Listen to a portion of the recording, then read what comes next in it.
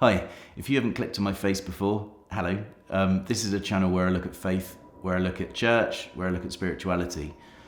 And I'm not trying to identify what the good parts of faith or spirituality are. I'm not trying to look for the best theology. What I'm trying to do is understand what was it that I was taught was the right way in my teens and 20s. What were the things that influenced my decisions in such a huge way, my life decisions, and then really look at the value of those things and ask, why are they still occurring?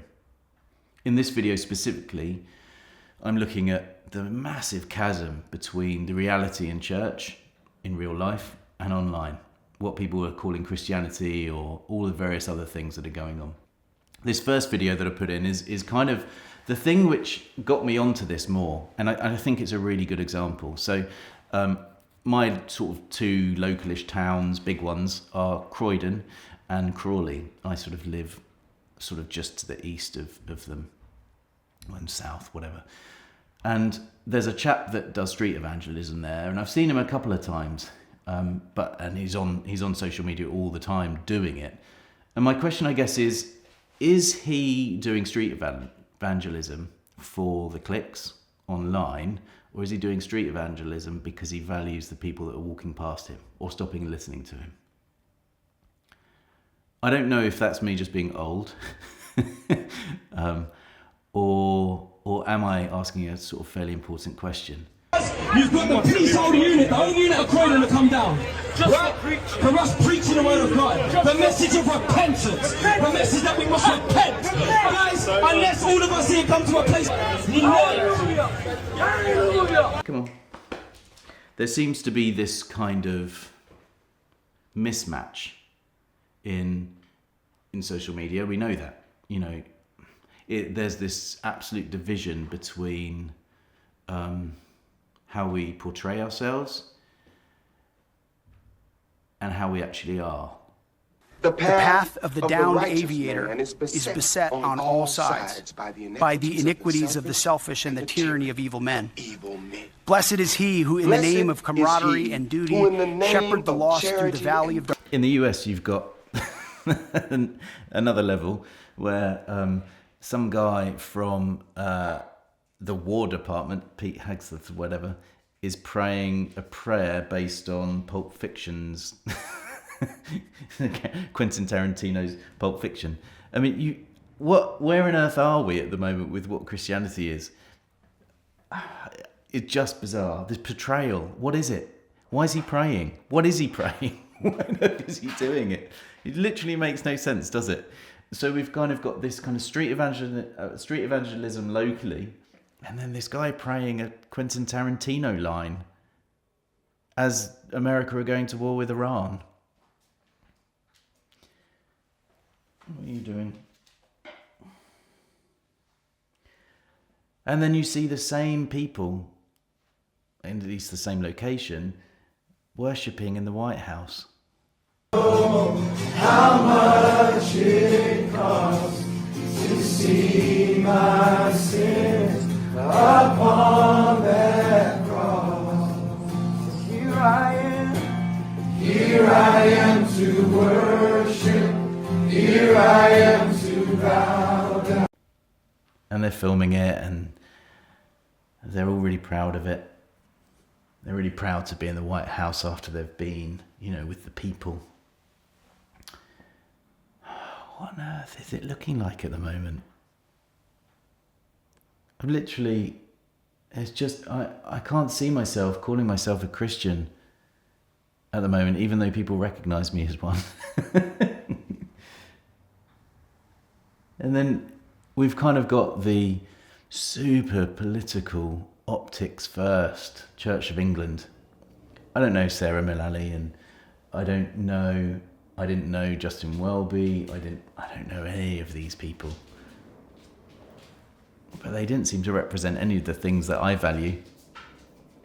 They seem to be selected and encouraged and so media focused in such a political way.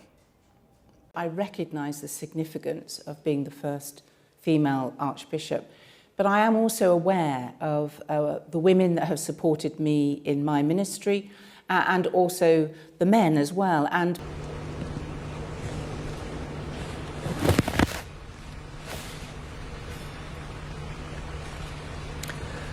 God save the King! And we wonder why in Britain, millions of people have walked away from the church over the last 25 years. I mean, it's up to like 1 million. The membership is halved, completely halved. And the church, as I've said, down the road, it's not going to last long because its members are so old. If I go, I can't even get my head around that. What would get me going back to church? Well, it isn't that Gen X kind of you're in the club thing, which I guess is the church thing at the moment. 24/7. Yeah, it's really cool. And you need to put everything into it, and this is the way to do it. And you need to be part of this exclusive club. That was demonstrated best with Fight Club I think it was 1999 maybe. That Gen X thing needs to stop. Church is not about being an exclusive or cool thing where it was only us that were in it thought it was cool. And yet that's where the Church of England is attempting to kind of perpetuate, with this refunding of Soul Survivor. That isn't the right way, everybody, to be a church. The boomers kind of really got it going in the wrong direction, I think, for our generation, because they kind of commodified spirituality, kind of creating these self-help, prophecy-like things. The Americans Americanized church and turned it into a McDonald's of faith. That isn't right either. I mean, we get that. The kind of prophecies that keep on changing and never resolve. The self-help books that resemble more of a life coach than understanding and being transformed by the Bible and a relationship with the living God. There's this such massive division between how Christianity is portrayed and what the good stuff in the church is. I mentioned that last week.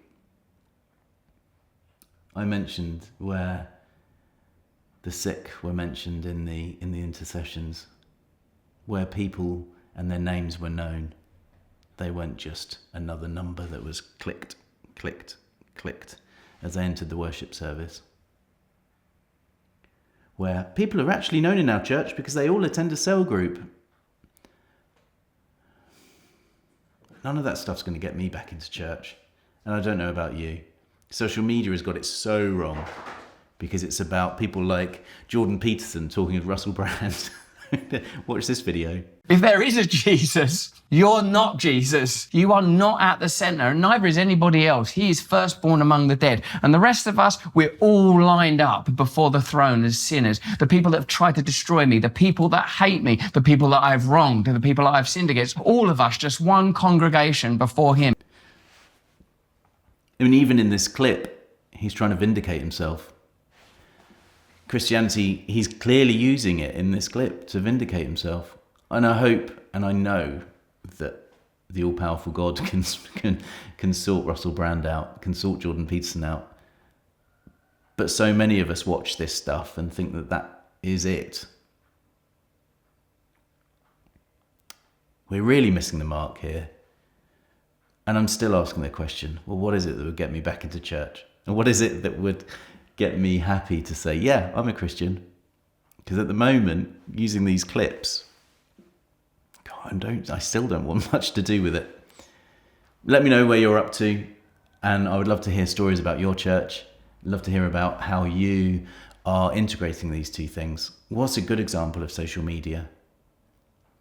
Thanks ever so much for watching this video. Please do like and subscribe. Be part of the conversation by commenting, and please just be part of this.